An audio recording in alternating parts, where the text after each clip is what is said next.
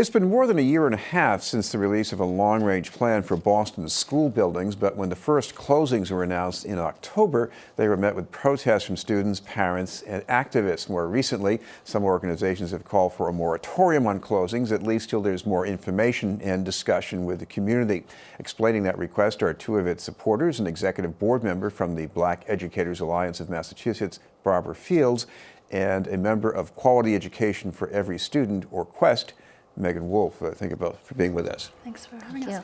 I want to start with Megan. I think people have small concerns about each and every school, but is there a big picture that they're worried about with this plan right now?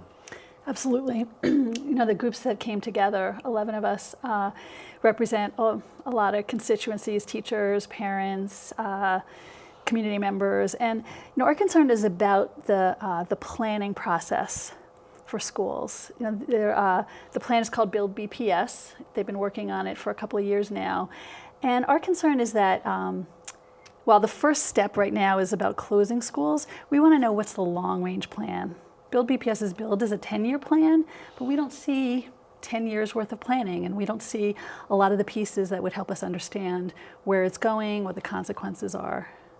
Barbara Fields, what are your concerns, at least about the schools that are either being closed or being relocated in the case of one middle school? A major concern is the impact that the closing and the selection of the schools are having on the students and the community. As you may recall, we've had 2 different rounds of school closings, and those closings have impacted the communities that have the largest density of students, Roxbury, Dorchester, and Mattapan. So in closing schools again, some of those children have been impacted before with school closings, and we know through research the disruption and the trauma that brings on students. And so for those students to have to go through that same experience again, in West Roxbury, for instance, the data from the school department says there are 12 students who are at that school as a result of school closings before. Now they say 12, we don't know if it's 12 or more than 12. However, we're very much concerned about that and the data that the district may or may not have used to determine that it should be those 3 schools that will be first up for closings and for eventually phasing out of the middle schools. Megan, in explaining what they've said so far about the schools that are being closed or relocated, school officials say the buildings have problems and there are maybe some problems with school achievement as well. Isn't that maybe part of a reason for doing this? It may be. I think in terms of the building, there are questions about studies that came out, over a year ago that didn't have the same concerns. And, obviously safety comes first. And if there's something wrong with the building, then that needs to be attended to. And it may even mean that students need to be out of that building. But what happens with them? Will they be put into a swing space for a while? Will they then be allowed to return as a school community to that building? We just don't know what the plan is. Right now, it's to close the McCormick, to close the 2 schools at West Roxbury. But what happens to those buildings? We don't know. So it's not, I just want to make clear that I don't think that we're opposed to school closings as a general principle if it needs to happen. But is it done in an equitable and ethical way? And that's what we don't know. Barbara Fields, even when a closing makes sense because of the building conditions, what about the students? I'm sure they have questions about what's it going to be like, where they're going to be transferred, will they get the services and the kind of teachers they want? Is this something you've seen before? Yes, we've seen that before. And the end result of that was, in a couple of instances, the school department had to go back and open those schools up again. One was because they did not have enough room in other schools to place the children that needed to be assigned. And also, the students didn't know where they were going. They had no information. There was a school committee meeting 2 meetings ago where the students from West Roxbury High and the students from the McCormick came, and they presented. There were 58 students speaking at that session.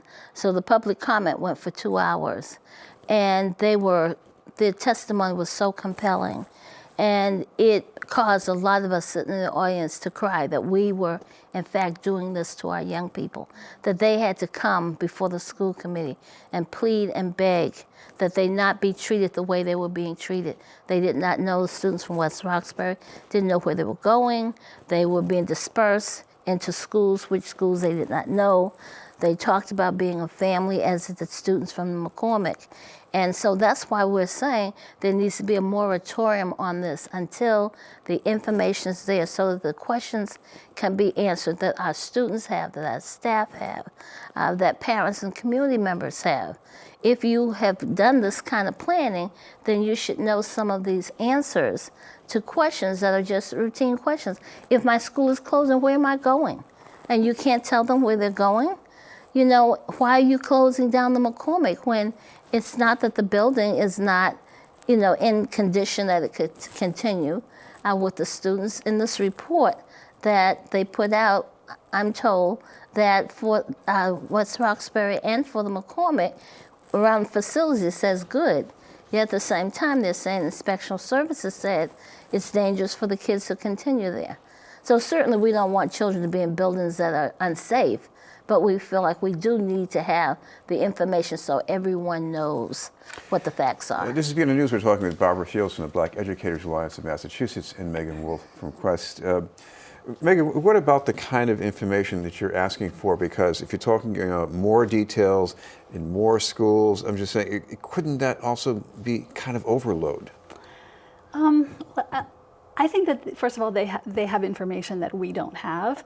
I mean, you know, if you look back over the last 4 years, there have been multiple instances of planning going on within BPS, within the city, that is not being made accessible to the rest of the city. You know, in 2015, the mayor, in a meeting with Quest, said that he wanted to get down to 90 schools.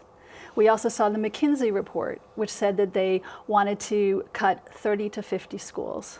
The next year, 2016, Quest revealed a series of emails between the city and the district that just obfuscated any language around school closings. They said, we will not use the word closings, right? And so we've seen over and over in the past few years a lot of secrecy around this.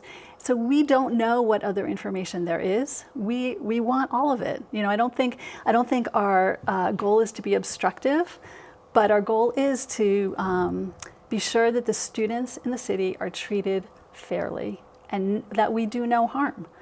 I echo Barbara's sentiment that, you know, at the school committee, it was painful to see children there feeling like their school, their community, their family, many of them called it their second family, yes, was being taken away from them, and that it was being taken away from them so that their building could go to somebody else. And that's what is being proposed, is that then school communities compete against each other for that building. And I think that's our primary concern. We should mention, finally, people want to keep track of how this plays out. You've got a website or a Facebook page? Quest has both. It's questparents.org, and our Facebook page is Quest BPS. Thank you both very much for being with us. Thank Megan you Wolf for having us. and Barbara Fields. Thank you.